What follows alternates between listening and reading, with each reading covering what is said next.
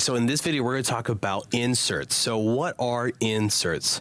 You see, back in the analog days, we actually had to use analog connections to insert any kind of effects outside of EQ or whatever other built-in effects the board may have to send to a rack with all the equipment we'd have for it and send it back into that channel. So if I wanted to have a compressor on an analog board, I had to go out of the insert point, which was usually a TRS connection out of the board on that single channel, go out of it to my compressor unit in the rack in its input, process it there, go out of that back into the board with another TRS cable, and then that was inserted into the signal chain of just that channel alone.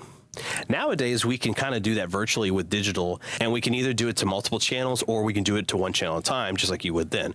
So what kind of inserts would you might see on a board? Well, mainly the number one thing I usually see is a multiband compressor, potentially a de-esser. Those are usually the ones that are most commonly used on a single channel by channel basis, because those are really surgical tools that need to fix a specific problem with a specific channel.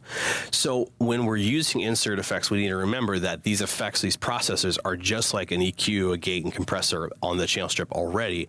They're in line with it, and they all happen before the fader. So these are things that are going to be part of the sound of that channel.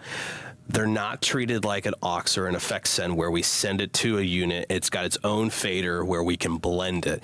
Now, there may be a blend option on the specific insert itself, but 9 times out of 10, we're not using it that way.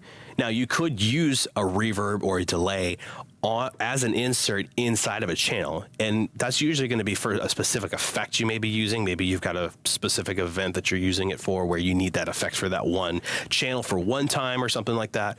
That would make sense. But in this instance I'm talking about here, that's not really going to be the case. We're going to use the insert for things that are more surgical, more specific for a specific single channel.